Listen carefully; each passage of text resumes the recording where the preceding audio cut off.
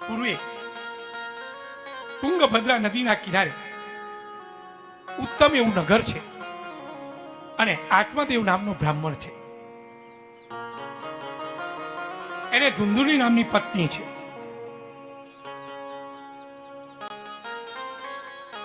આ પત્નીનું નામ ધુંધુલી છે. જાણવી છે, જાણવા જેવી છે તો કઈ જાણીએ તો ખબર પડે. ધુંધુમ કરોતી શબ્દમ, જ્યારે જોઈએ ત્યારે ધૂંધવાયેલી રે એનું નામ ધુંધુલી.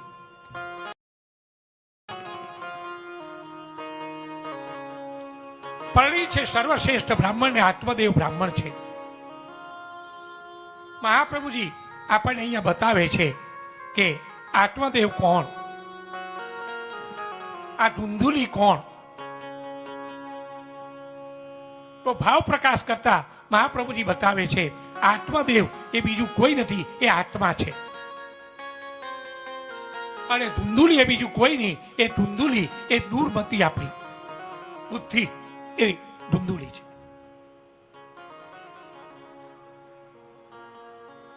બુદ્ધિનો સ્વભાવ છે આત્માનું નહીં માનવું. અને બુદ્ધિનો સ્વભાવ છે એ આ બધું વર્ણન કર્યું છે. કેવી છે કે સ્વવાક્ય સ્થાપિકા, મારો જ કક્કો સાચું.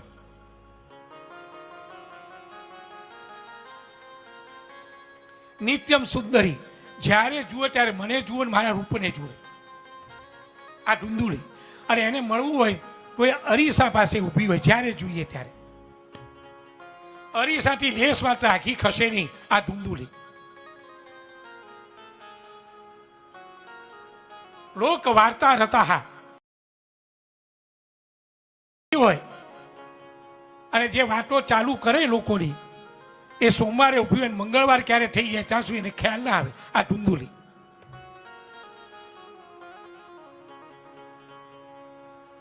આમાં લખ્યું છે એટલે કહું છું હું. બહુ જલ્પિકા, બોલ બોલ બોલ. અને ગૃહકૃત્ય સુકૃપણા, ઘરનું કામકાજ કરવું પડે ત્યાં એને ટાળીઓ ટાવ તળે. એને ભૂલે ચૂકે જો સોફા ખસેડ્યો ને એના ઘરનો, ભૂલે ચૂકે ઘરનો જો સોફા ખસેડાયો અને પછી નીચે જુઓ એના ઘરમાં ફરો ને મોઢા ઉપર તમને બાહુવા વાવતા હોય. આ ધુંધુલી. ક્રૂરા, કલહપ્રિયા. સવારના પોરમાં કોઈની સાથે ઝઘડો ન કરે તો ત્યાં સુધી એને ખાવાનું પચે નહીં.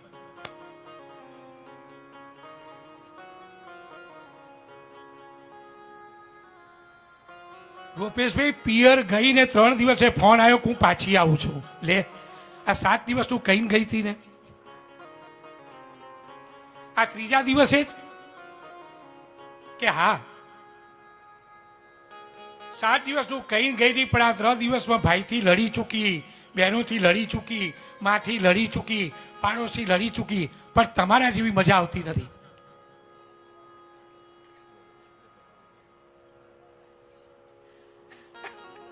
આ લડવાની બેઉ બળિયા બાથે વળગ્યા. આ તમારા જેવા જોડે જે મજા આવે ને,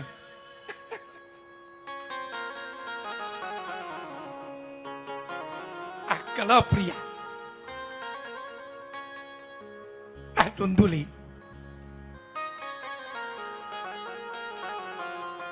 આત્મદેવ બ્રાહ્મણ સમૃદ્ધ છે,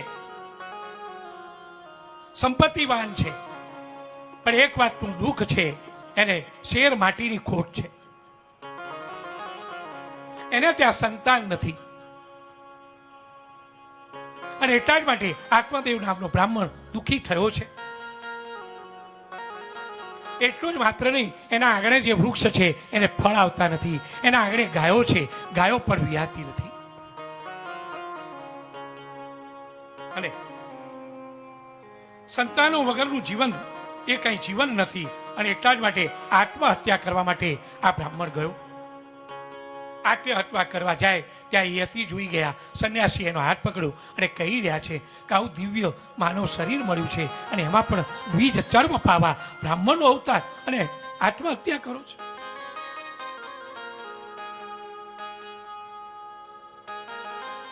કારણ કે મારે સંતાન નથી. અરે રે, સંતાન હોય એને પણ ક્યાં સુખ છે. અને શાસ્ત્રોના વાક્ય કહે છે કે જેને ત્યાં સંતાન હોય તો પોતાનું ધન પારકા ઘરે ન જાય. જેને ત્યાં સંતાન હોય તો પૂનમના નરકમાંથી માતા પિતાનો તારે. યતિ કહે છે કે બધી વાત સાચી, પણ એ સંતાનો સારા પાક્યા તો બરાબર, બાકી તો પછી સ્વર્ગમાં ગયા હોય નરકમાં ઉપાડી નાખે. સંતાનથી જ સુખ છે એવું ક્યાં છે? ઘણા ઉપદેશ કર્યા પણ ના પાડે છે. મને સંતાન આપવાનું સામર્થ્ય હોય તો કહો. ભાગ્યને વાંચ્યું છે બ્રાહ્મણ દેવ, 7 જન્મ સુધી તારા જીવનમાં સંતાનની પ્રાપ્તિ નથી. તો પછી મને મરવા દો. તપસ્વીએ પોતાના તપસ્વીના બળથી એક ફળ આપ્યું છે અને કહી રહ્યા છે ઇદમ ભક્ષ્ય પત્ન્યા ત્વમ તતઃ પુત્રો ભવિષ્યતિ. એટલે આ ફળ લેજે, જ્યાં તારી પત્નીને ખવડાવજે અને તારે પુત્રની પ્રાપ્તિ થશે. આવ્યો છે આત્મદેવ ઘરે આવ્યો. ઘરે આવી પોતાની પત્નીને આ ફળ આપ્યું છે અને કહે છે કે લે આ તું ખાજે, એનાથી આપણને સંતાન થશે. અને જતો રહે. સંન્યાસીએ કહ્યું તું શું ને કર્યું શું? સંન્યાસીએ શું કહ્યું હતું કે ઇદમ ભક્ષ્ય પત્ન્યા, તારી પત્નીને ખવડાવજે, આપીશ નહીં આપીશ એવું નતું કહ્યું. આ હું ને તમે સત્સંગમાં આવીએ છીએ ખરા, હું તમે કથાઓ સાંભળીએ છીએ ખરા, આવીએ ખરા, પણ મારી તમારી અંદર સત્સંગ એને ખાતા નથી, એને પચવતા નથી, એને પીતા નથી. ખાલી આવીને બેસીએ છીએ. હું ને તમે કથામાં આવીને બેઠા, પણ મારા તમારામાં કથા કેટલી બેઠી? એકલા કથામાં બેસવાથી કઈ સ્વાદ ના આવે. એ ફળને ખાવું પડે, એ રસને પીવો પડે. ઇદમ ભક્ષ્ય પત્ન્યા, એને ખવડાવવું જોઈતું હતું, એની જગ્યાએ આપીને જતો રહ્યો. બન્યું છે એવું કે આ ફળ લઈ અને આ ધુંધુલી કુતર્ક કરે છે પોતાની એક બેનપણીની સાથે કે જો આ ફળ ખાઈશ તો હું 2 જીવી થઈશ. મારે થવું નથી. આ 2 જીવી થવામાં કેટલી બધી ઉપદ્રવ. કારણ કે ખાવું હોય ખાઈ શકીએ નહીં. કારણ જેને ગર્ભ રહ્યો હોય, બાળક થાય, એ ડાક્ટર કે ફલાણું ખાશો નહીં, ઢીકણું ખાશો નહીં, આ પાણીપુરી ખવાય નહીં, પાઉંભાજી ખવાય નહીં, પીઝા તો લવાય નહીં.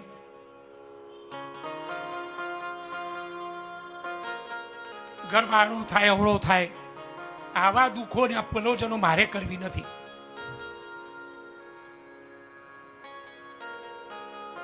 આ કોઈ ધારપાડીઓ ગામમાં આવે ને બધા દોડે તો હું દોડી કેવી રીતે શકું? આ ધુંધુલી આ કુતર્ક કરે, છાસ છાગોળે, ભેંસ ભાગોળે અને ઘેર ધમાધમ. કેવળ ને કેવળ માત્ર કુતર્ક આ ધુંધુલીનો સ્વભાવ છે. એટલું જ નહીં, આ ધુંધુલી કોણ જુઓ તમે. ક્યાં સુધી હું આ 2 જીવી હોઉં, મને પ્રસૂતા થાય અને એ વખત સુવાવડ કરવા મારી નણંદ આવે અને હું પ્રસૂતિ ગૃહમાં હોઉં અને મારી નણંદ ઓરડામાં હાથ ફેરવીને લઈ જતી રહે, તો એ ધુંધુલી તારી જાતને સમજે છે શું?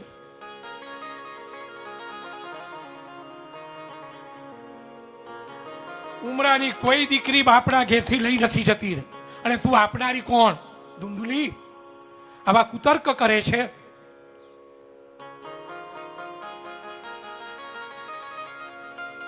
દીકરીઓ આપ્યા છે તો બાપના ઓરડાને, બાપના ઉમરાને આશીર્વાદ જ આપ્યા છે. કોઈ એવો અમીર બાપ નથી કે દીકરીના ઘર ભરી શકે. પણ ન જાણે કેમ આ બુદ્ધિના બગાડાઓ. અત્યારે તો નણંદો કોઈને જોઈતી નથી. લે, આ મોટો રોગ છે.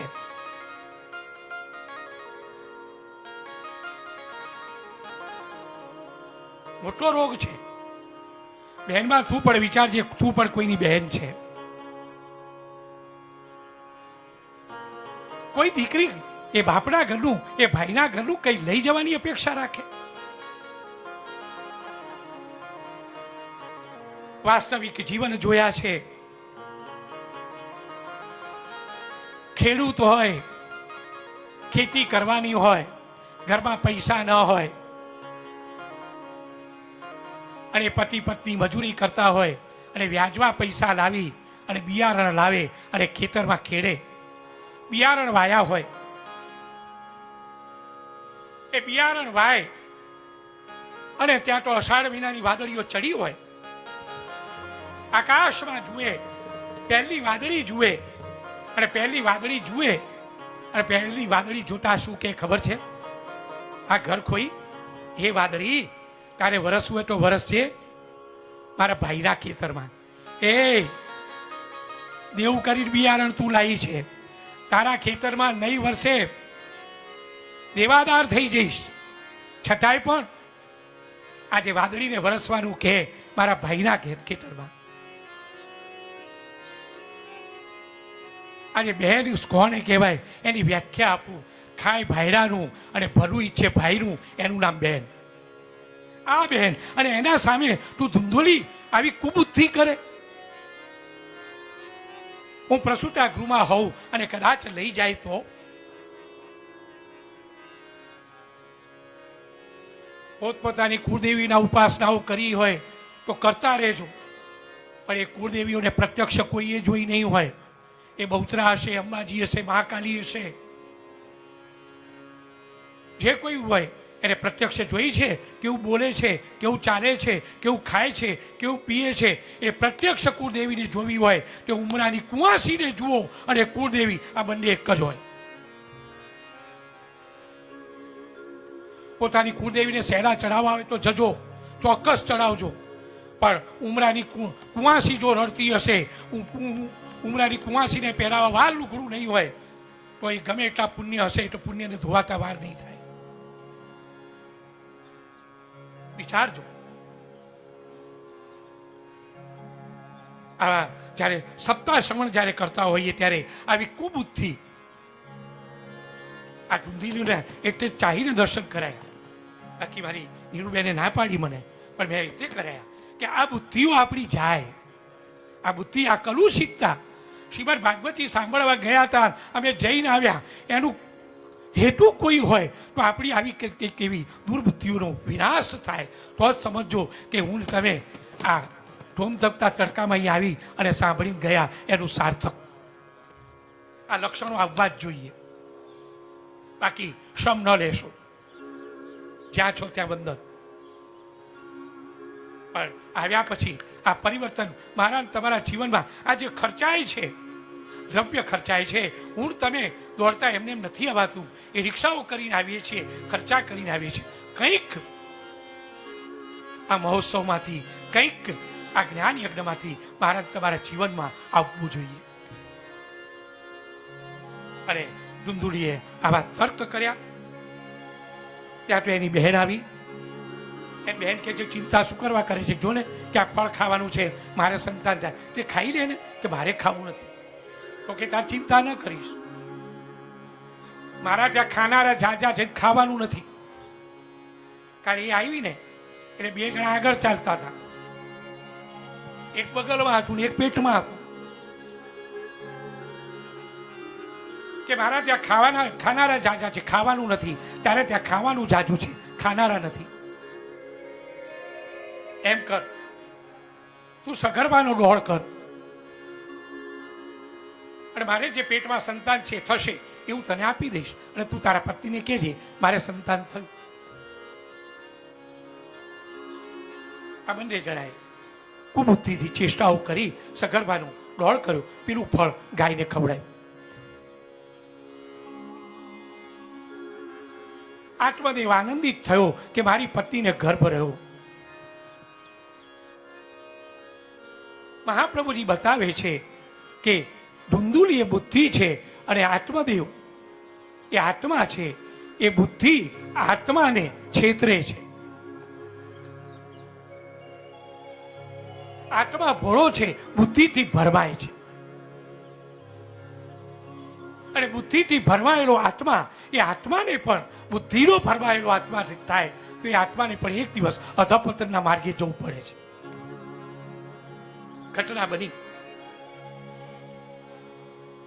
સમય થયો, પેલીને સંતાન થયું અને છુપાવી છે બાળક આપ્યું. એના બદલામાં એને દ્રવ્ય આપ્યું. આત્મદેવને વાત કરી, આત્મદેવ બધે જ સાકર પેંડાની વહેંચણી કરી છે અને ઉત્સવ કર્યા છે. મારા ત્યાં બાળકનો જન્મ થયો, બાળકનો જન્મ થયો છે અને સ્તન મારામાં દૂધ નથી એટલે મારી બહેનને સ્તનપાન કરાવવા બોલાવું. એની બહેનને પણ બોલાવી અને એ જ પ્રકારે પછી તો સમય ગયો. સંન્યાસીનું જે ફળ હતું એ ફળ ગાયને ખવડાયું. એ સંન્યાસીનું ફળ પણ કેમ વિફળ નીકળે? ગાયને પણ પ્રસવ થયો છે. ગાયે પણ સુમુહૂર્તમાં એક દિવ્ય બાળકને જન્મ આપ્યો. પણ ગાયના મુખમાં એમાંથી થયો તો જન્મ એટલે કાન ગાય જેવા થયા છે. જય જયકાર થયો. બોલીએ ગોકર્ણ મહારાજ. ગોકર્ણ મહારાજનું પ્રાગટ્ય થયું છે. ગોકર્ણ પંડિતો જ્ઞાની ધુંધુકારી મહાખલ. ગોકર્ણજી મહાન પંડિત થયા, ધુંધુકારી મહાખલ થયો છે. યજ્ઞોપવિત સંસ્કાર કર્યા પણ ધુંધુકારી જનોઈ પહેરતો નથી. ન ખાવાનું ખાય છે, ન પીવાનું પીવે છે, ક્રોધ કરે છે.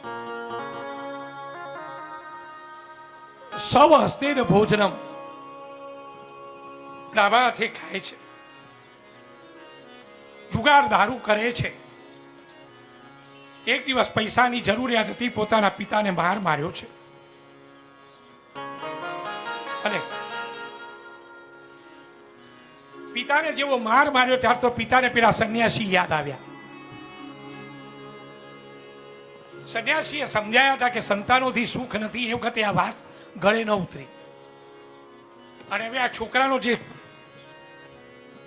થાપટો ખાધી ને માર ખાધો એટલે વાત ઉતરી. ઘણી વાર કોઈ વાત અડાઈ ને ગળામાં એ પાછળથી એ વખતે સમજાયું. વાત સમજી નહીં, હવે ખબર પડી. રડવા લાગ્યા. એ કોઈ કોઈનું નથી રે, એ કોઈ કોઈનું નથી રે, કોઈ કોઈનું નથી રે, કોઈ કોઈનું નથી રે, કોઈ કોઈનું નથી રે, કોઈ કોઈનું નથી રે, કોઈ કોઈનું નથી રે, કોઈ કોઈનું નથી રે. આપના બધે બધા મથી રે, કોઈ કોઈનું નથી રે. બધા મથી રે, કોઈ કોઈનું નથી રે, કોઈ કોઈનું નથી રે, કોઈ કોઈનું નથી રે, કોઈ કોઈનું નથી રે, કોઈ કોઈનું. હવે સમજાય કોઈ કોઈનું નથી. એ વખતે ઘણા સમજાવ્યા.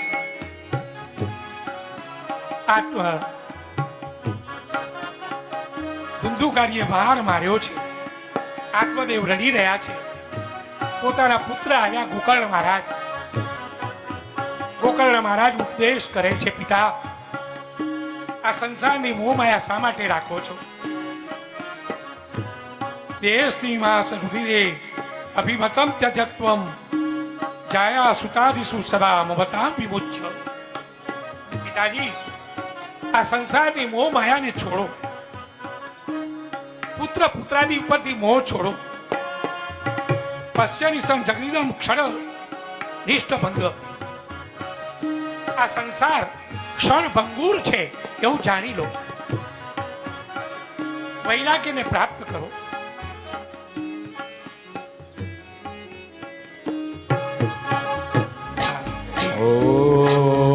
મનથી માનેલા છે આ બધા મારા.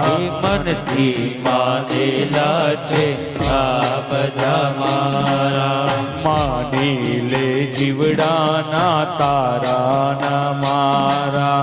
માની લે જીવડાના તારાના મારા. એ સ્વાર્થ વિના પ્રીત કોઈ કરતો નથી રે, કોઈ કોઈનું નથી રે. સ્વાર્થ વિના પ્રીત કોઈ કરતો નથી રે, કોઈ કોઈનું નથી રે. કોઈ કોઈનું નથી રે, કોઈ કોઈનું નથી રે. કોઈ કોઈનું નથી રે, કોઈ કોઈનું નથી રે. ધર્મમ ભજસ્વ સતતમ તજ્જ લોક ધર્માન. પિતાજી, નિરંતર ધર્મનું સ્મરણ કરો, લોક ધર્મને છોડી દો. સેવા કથામાં નિરંતર રહો. શ્રીમદ ભાગવતજીના પાન કરો. અન્યસ્ય દોષ ગુણચિંતનમાં ત્યક્ત્વા. પિતાજી, બીજાઓના દોષ જોવાનું છોડી દો. આ એક મહત્વનું છે. અન્યના દોષ જોવા એ મોટો અપરાધ છે. દોષ જોવા હોય તો આપણી જાતના દોષ આપણે જોવા જોઈએ. સિદ્ધાંત બતાવે છે કે કૃપા ભય તબ જાણીએ. ઠાકોરજીની કૃપા થઈ છે ત્યારે જાણીએ. આટલા 7 દિવસના સંસંગ આપણે સાંભળીએ તો સાંભળ્યા પછીનું ફળ શું? તો કૃપા ભઈ તબ જાણીએ કે દીખે આપણા દોષ. જ્યારે આપણને આપણા દોષ દેખાવા માંડે ત્યારે સમજજો કે ઠાકોરજીની કૃપા થઈ છે. પણ બીજાના દોષને જ જો જોવાની ટેવો ને આદતો પડી જાય તો સમજજો એમાંથી નિર્દોષ કરાવવાની તાકાત સામર્થ્ય બીજા કોઈના પણ નથી. આ કથામાં બેઠા હોય, એકની પાછળ બીજી બેસે, બીજી પાછળ ત્રીજી બેસે, તો બેઠી બેઠી શીખર કથામાં શું કરવા આવી હોય પેલાને માથામાં જુએ કે જોને આ કેવી જૂ જાય છે. આ જૂ જોવા આવી છે તું કથામાં બેઠી બેઠી પેલીની આમાં પાછળ રહીને જૂ જોવે. હવે આપણી પાછળ કોઈ બેઠું હોય કે નહીં?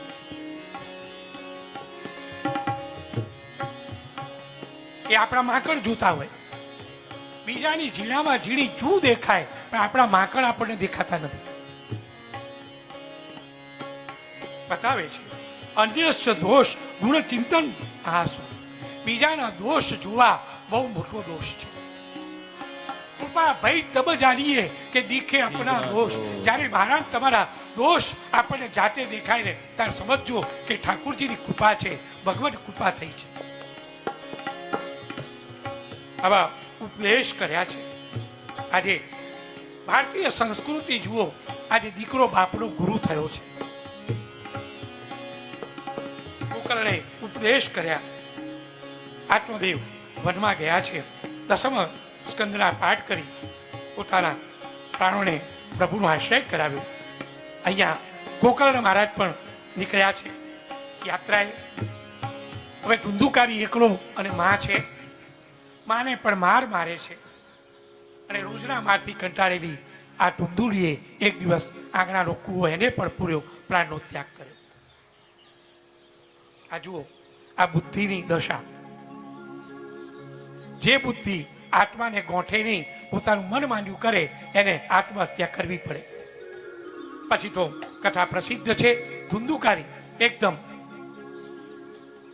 વધારે દૂષિત થયો છે. 5 વેશ્યાઓને ઘરમાં લાવ્યો છે, એના પોષણ કરે છે.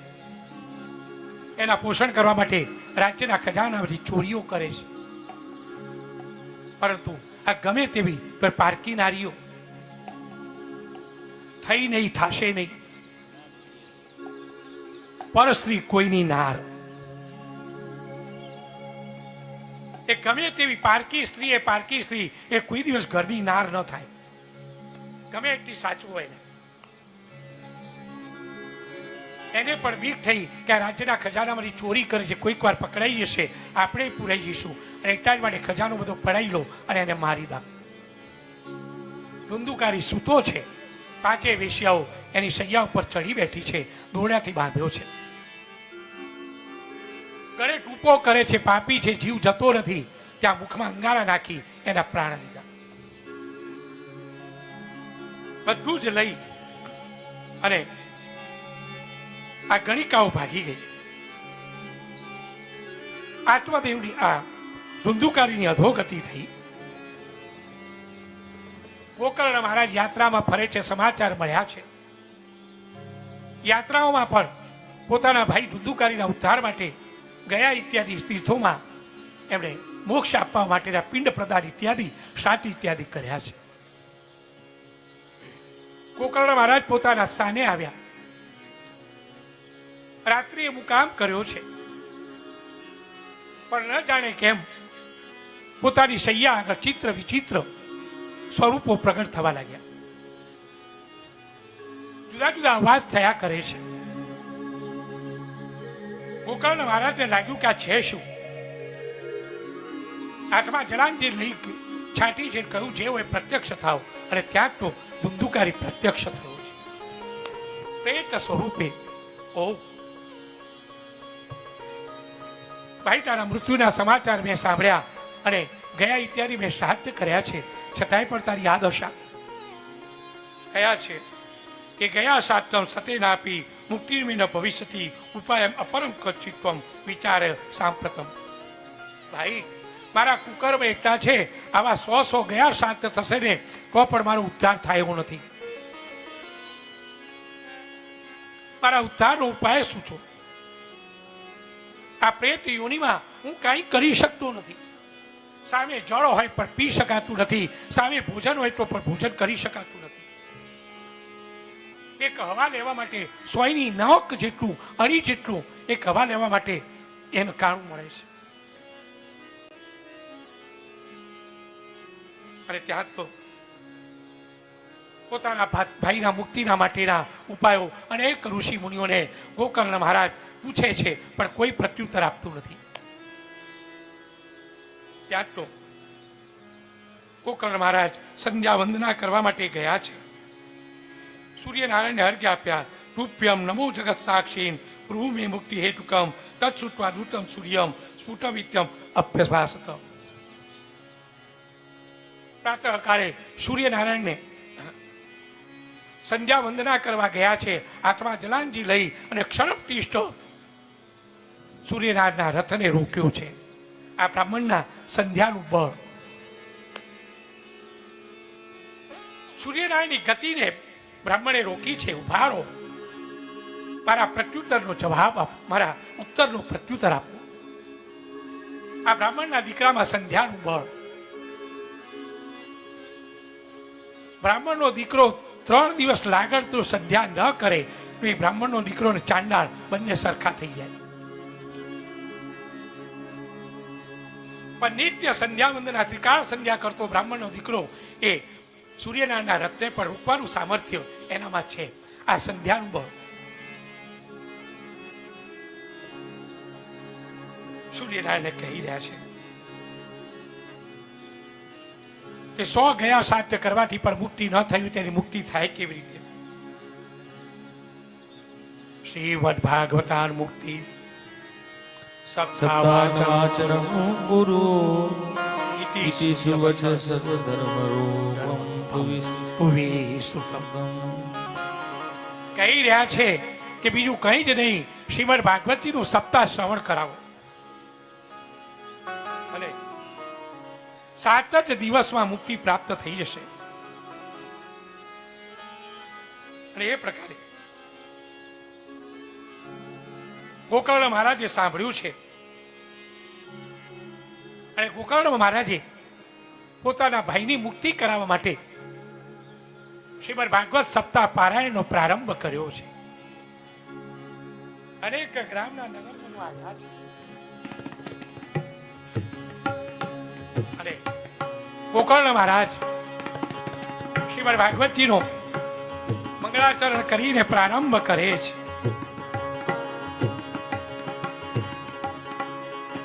પોતાનો ભાઈ પ્રેત યોનિમાં છે અને મોક્ષ કરાવવા માટે એક 7 ગાંઠનો પોલો વાંસ મૂક્યો છે. એની અંદર ધુંધુકારીના વાહન કરાવ્યા છે. ધુંધુકારી વાંસમાં આવ્યો છે. કથા સાંભળવાનો તત્પર થયો છે. આ પાછળ છોકરાઓ આપણી પાછળ બેસાડે અને પછી વાંસમાં બેસીને સાંભળવી પડે. એ પેલા મંડપો બંધાયો ત્યાં જઈને સાંભળી લેજો. પણ ભાગવત સાંભળ્યા સિવાય મુક્તિ નથી નથી નથી. અને ત્યાં તો ધન્ય ભાગવતી વાર્તા પ્રેત પીડા વિનાશિની સપ્તાહોપી કથા ધન્ય કૃષ્ણ લોક ફલ પ્રદ. એક દિવસની કથા, 2 દિવસની કથા, જેમ જેમ દિવસો વીતવા ગયા એમ એમ એક એક ગાંઠ ફાટતી ગઈ છે. 7 દિવસ પરિપૂર્ણ થયા, 7મી ગાંઠ ફાટી. એમાંથી પ્રેત યોનિમાં જે ધુંધુકારી હતો એ દિવ્ય સ્વરૂપ ધારણ કરી અને ભાગવતીનો જય જયકાર કરી પ્રગટ થયા. બોલીએ ભાગવત ભગવાન કંપતે સર્વ પાપાની સપ્તાહ શ્રવણે સ્થિતે અસ્માકં પ્રલય સત્ય કથા ચેયમ કરીષ્યતિ. પ્રગટ થયો ધુંધુકારી. કથા ચેયમ કરીષ્યતિ. ધન્ય છે ભાગવત, તે ધન્ય છે. પ્રેત પીડાસ વિનાશિની. તમે એવી પ્રેત યોનિમાં જીવાત્મા ગયો હોય તો પણ એનો ઉદ્ધાર કરવાનું સામર્થ્ય. અને 7 દિવસમાં ભગવાન કૃષ્ણ પ્રાપ્ત કરી આપે. કંપતે સર્વ પાપાની સપ્તાહ શ્રવેણ સ્થિતે. દિવ્ય આવી સપ્તાહ બેઠી જે જવું છે સાંભળવા માટે જવાની ઈચ્છા હોવા છતાંય પણ આવવા નથી દેતું. કોણ? મારા તમારા પાપ. કારણ કે કથા શ્રવણનું પહેલું જ ફળ છે પાપોનો વિનાશ. હા, કથા સાંભળી નથી, પાપોનો વિનાશ થયો નથી. પણ આ પાપ મને તમને આવવા ન દે. કારણ કે આપણો જન્મો જન્મનો નાતો પાછું કે જીવાત્માને આપણા જન્મો જન્મનો નાતો ન મેં તને છોડ્યું ના તે મને છોડ્યું. હવે ભાઈશ્રીની કથા બેઠી ત્યાં સાંભળીને અમને મરાઈ નાખીશ કે ભાઈ બેઠા બેઠા છો કથા કરે, આપણે ઘરે રહો. આ પાપ ના આવવા દે. ઘણી ઈચ્છા થાય છે સાંભળવા. ભાઈ અમારે તો ઘણું સાંભળવા આવવું હતું પણ વેવાઈ આવ્યા હતા. આ વેવાઈ નહીં, આ વેવાઈ નથી આવ્યા. વેવાઈનું સ્વરૂપ લઈને આવે. હા, અશ્વિન વે ભારતે વર્ષે દેવ સંસદી કથા શ્રાવિણા પુષા નિષ્ફલમ જન્મ કીર્તિતા. આ શરીર પાણી કેરા બુદ્ધા. શરીર ક્યારે નાશવંત થઈ જશે ખ્યાલ નહીં આવે. અને એટલા જ માટે જ્યારે જ્યાં સાંભળવા મળે ત્યાં શ્રીમદ ભાગવતજીનું શ્રવણ કરો.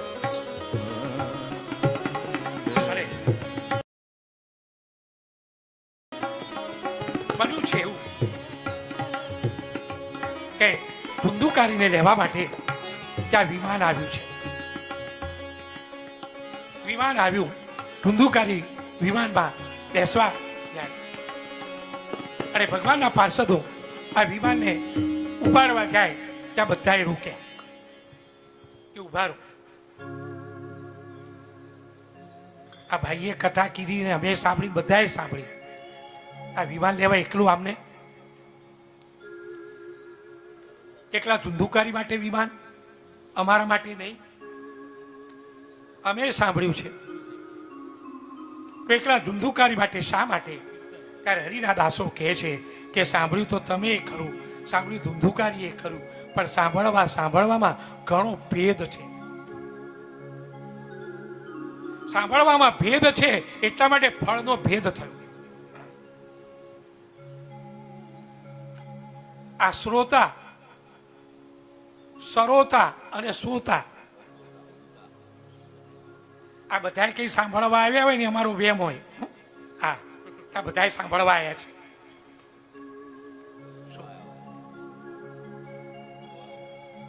અરે ઘણા શ્રોતા હોય, આ શ્રોતા હોય, ભાઈ આવીને બેસે, પહેલા જઈને બેસી જઈએ, મંગળાચરણ કરશે. મંગળાચરણ કર્યા વગર કથા સંભળાય નહીં. ઉપસંવારનું કીર્તન સાંભળ્યા વગર કથાને વિરામ ન અપાય. આ શ્રોતાના નિયમો છે. આનું નામ શ્રોતા. પણ ઘણા તો સરોતા હોય. આ મોટો સૂડો હોય ને, એકના બે કટકા કરે. આમનામાં કેવું, પેલામાં કેવું, આ શું કરે છે, પેલા શું કરે છે. આ સરોતા હોય. અને ત્રીજો હોય સોતા હોય. આવીને અહીં વ્યાસપીઠથી મંગળાચરણ થયું નથી કે એનું ઘટરગું એનું ચાલુ થયું નથી, એ સોતા. પણ અમને એ બધાને જોઈને આનંદ થાય હો. હા, એ શ્રોતાને જોઈને જેટલો આનંદ થાય ને એટલો આ શ્રોતાઓથી નથી થતો. કારણ આપણને એમ થાય કે અત્યારે હવે કાળઝાળ આ સંસારના વાતાવરણોમાં એ દવાની ગોળીઓ પણ ઊંઘ ના આપતી હોય, અને એ ઊંઘ અહીં જો કથા આપતી હોય અને અહીં જીવાતમાં ઊંઘ લેતો હોય તો એનાથી બીજું રૂડું શું હોઈ શકે? તો વ્યાસપીઠ કહે છે કે આવજો, અહીં આવીને ઊંઘજો, પણ આવજો. અહીં એ જોઈને આનંદ થશે. અહીં ખેંચી લેવાની. હો, કારણ કે કથા ઔષધિ તો છે જ. કથા ઔષધિનું કામ તો કરે જ છે, પણ ફલ ભેદના કારણે આ ભેદ થયો છે. વિમાન ધુંધુકારીને લઈને ગયું. ફરી પાછી આ કથા ગોકર્ણ મહારાજે કરી છે. ફરી પાછા આખા ગામને લઈ અને ગયા છે.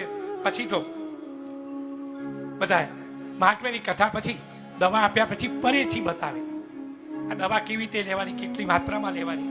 એટલે 6થો અધ્યાય વિધિ કથન નામનો અધ્યાય છે. આ કથા કેવી રીતે કરાવવી. ભાઈ કથા કરાવી છે એનું બજેટ તો મહાત્માના 6થા અધ્યાયમાં બીજા શ્લોકમાં 4થા ચરણમાં લખ્યું છે, વિવાહ એ યાદસમ વિત્તમ તાદસમ પરિકલ્પે. દીકરી દીકરાના વિવાહ સમયમાં જેટલો ખર્ચ થાય એટલો ખર્ચ આમાં થાય. દીકરી દીકરાના વિવાહ 1.25 રૂપિયામાં થતા હોય તો 1.25 રૂપિયામાં કથા થઈ શકે. પણ અત્યારે દીકરી દીકરાના વિવાહની ગણતરી કરો જોઈએ.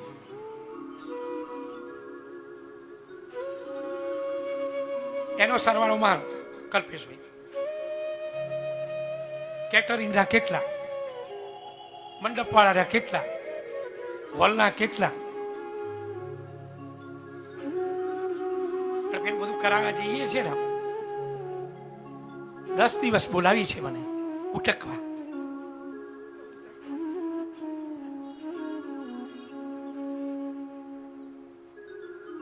ભાઈ ગ્રહ શાંતિ કેટલો કલાક ચાલશે? 2 કલાક. 2 કલાક મારે તો 5 કલાક તૈયાર થવા જવાનું છે. લે, એ 5 કલાક મળે, 2 કલાક પેલા નહીં.